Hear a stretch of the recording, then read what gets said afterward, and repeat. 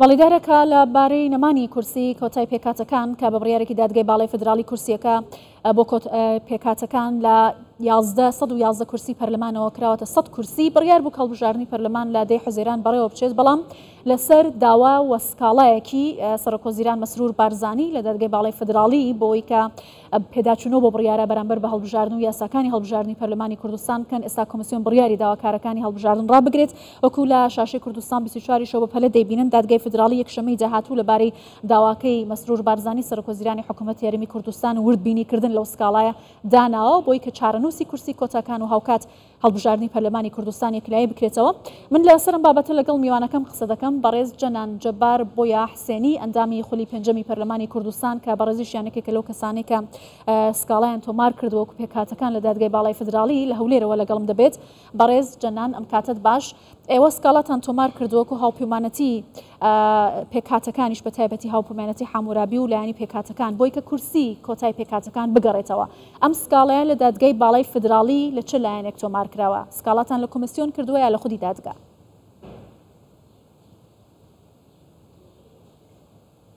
بەڵێ زۆر سوپاس. ئەمنش وەک تێبینی وەک سەرۆکی پارتی ئەنجومەنی نەتەوەی کلدانی ماعەدە ئەندامی قولی پێنجی پەرلەمانی کوردستان ئەمن سەرۆک حزبم سکالایە هەوپەیمانیە مەسیحیەکە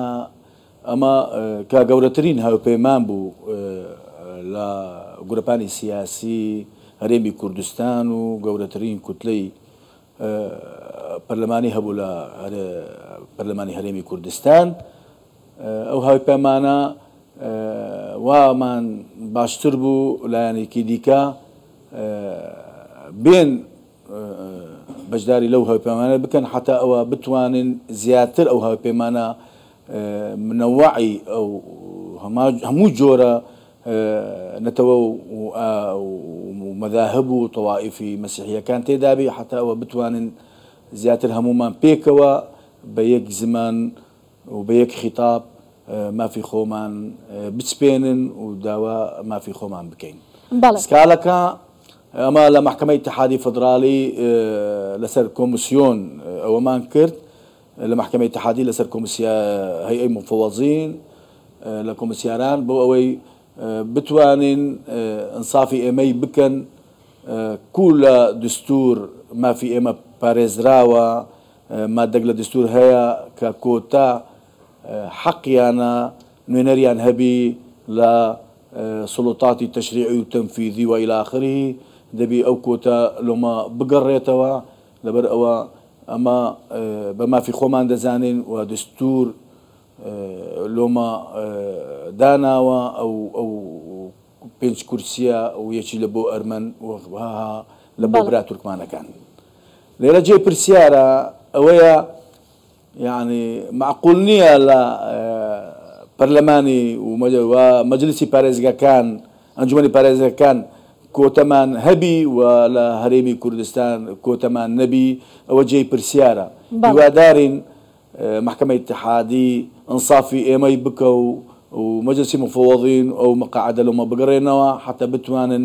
زیاتر دیفاع لەسەر مافی خۆمان بکەین چ لە گۆڕۆپانی سیاسی هەرێمی کوردستان و بەغا. بەڵێ ئەگەر دادگای باڵای فدرالی یا کۆمسیۆنی باڵای هەڵبژاردنەکان داواکاری پێکاتەکان جێبەجێ نەکات بە گەڕانەوەی کورسیەکانیان بۆ هەڵبژاردننی پەرلەمانی کوردستان، هەڵوێستی داهاتوی پێکاتەکان چی دەبێت؟ ئامادەن بۆ میکانیزمە بەشداری لە هەڵبژاردننی پەرلەمانی کوردستان دا بکەن؟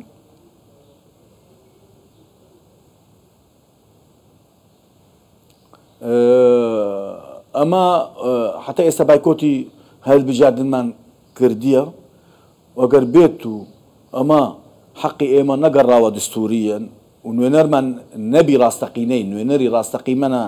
نەبی لە پەرلەمانی هەرێمی کوردستان بالتەکید ئەمە بایکۆتی هەڵبژاردن دەکەین و بەشداری هەڵبژاردن ناکەین. باشە.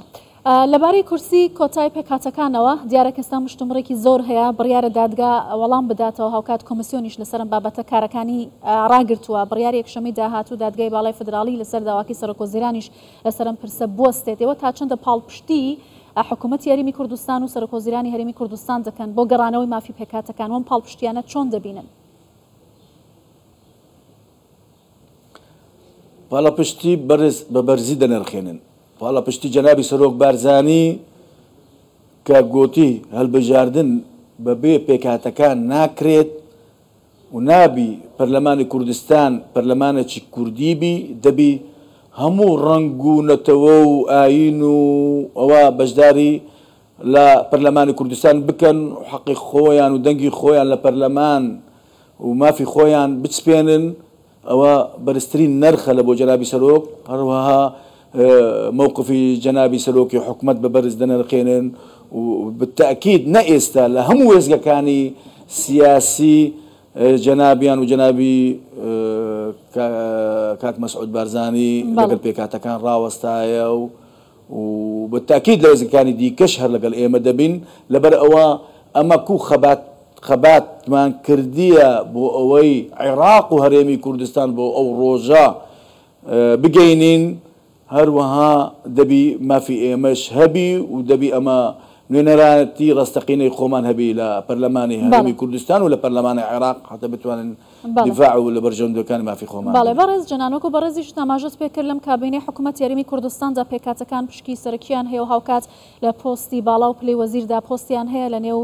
پەرلەمانیشدا بە هەمان شێوە کورسیان هەیە پێتان وایە بۆچی دەست بۆ کورسی پێکهاتەکان دەبردرێت بۆچی پێکهاتەوەکو بربەست لە بەردەم هەڵبژاردننی پەرلەمان و ڕێککەوتنەکان دادەنرێت ئەمانە کێن کە یانوێ ئاشتەوایی لە هەرێمی کوردستان تێکردن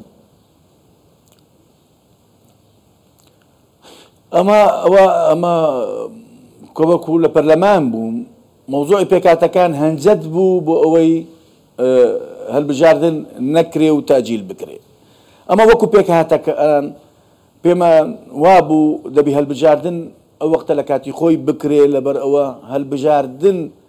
بکرێ ئەوەیە پاراستنی قەوارەی هەرێمی کوردستانە لایەکانی دیکە هەنجەت بوو ئەوەیە بە قسەی وان ئەساس پێکهاتەکان نوێنەری ڕاستەقینەی خۆیان نینە و ئەنەما لەگەڵ ئەحزابەکانی دیکە ئیش دەکەن و بە قسەی وان دەکەن نا بالعکس ئەوە هاوی پەیمانە ئەمە لەگەڵ پارتی هاوپەیمان بووین لەگەڵ هەپەیمان بووین ئەو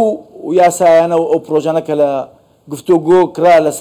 لە پەرلەمانی هەرێمی کوردستان هەموو پرۆژەی حکوومەت بوو حکوومەتیش ئێمە بوو حکوومەتی یەکەتی نیشتیمانی کوردستان بوو حکوومەتی ئیگۆران بوو ئیپارتی بوو پارتی دیموکراتی کوردستان بوو ڕۆژێک لە ڕۆژان پێکهاتەکان دژی هیچ بڕیارێکی حزبی ئۆرانەوەستاین و ئەنەما پێکهاتەکان دەیانەوێت سەقامگیری سیاسی ئاسایش و کۆمەڵایەتی هەبی لە هەرێمی کوردستان لەبەر ئەوە هەرێمی کوردستان نمونەیەکی زۆر جوانی بە پێکەوە ژیان و بە ئاشتی داوەتە چ لە گورەپانی ئەقلیمی و چ لە ڕپەرانی نیودەوڵەتی. بەڵە پێتان وایە ئەم هەوڵانەی کە دژی پێکهاتەکان هەیە با مانچکردنی پێکەوە ژیانە لە هەرێمی کوردستان؟ ئەکید ئەگەر نوێنەرمان نەبی لە پەرلەمانی هەرێمی کوردستان ئەکید دژی پێکەوە ژیان و دژی ئەو خەباتەمان کرد ئەو خینەمان ڕژاند لە بۆ ئەوەی هەرێمی کوردستان پەرلەمانە مؤسساتێکی فدرالی هەبی ئەکید بالتأكيد دژی پێکەوە ژیانە. باشە سەرجەم پێکهاتەکان لە هەرێمی کوردستان هاوڕان و هاوبۆچوونن لەگەڵەوەی کە دەبێت کورسی پێکهاتەکان بگەڕێتەوە بۆ مکانیزمە بەشداری هەڵبژاردن نەکەن ئێستا بەشێکیان سکاڵیان تۆمار کردو بەشێکی دیکە تا ئێستا بێدەنگن ئایا ئێوە لە ناو یەکتا کۆکن لەگەڵ لایانی دەرەکی لەسەرم پرسە قسەتان کردووە؟ ئەمە ئەو هاوپەیمانە پێش دوو-سێ ڕۆژ کە دانیشتن مەجلس سیاسیمان تشکیل کرد و برای ئەرمەنەکان هەمان ئەوە کرد لە بەیاننامەی ئێمە گوتمان ئەو هاوپەیمانە دەرکەی کراوە لە بە هەموو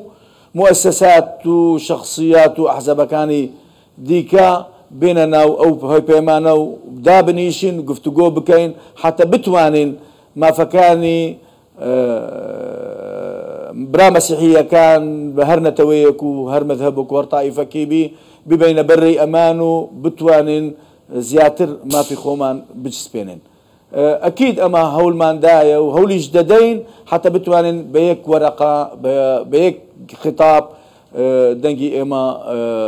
بەرز بکەین و دەرکەش کرایەوە ئەوی بێتن لەگەڵ ئێمە گفتوگۆ بکەن سەرچاوم بەخێر بێ. بەڵێ بەڕێز جەنان جەبار بۆی حسێنی ئەنجامی خولی پێنجەمی پەرلەمانی کوردستان لە هەولێرەوە لەگەڵ کوردستان 24 بووی زۆر سپاس.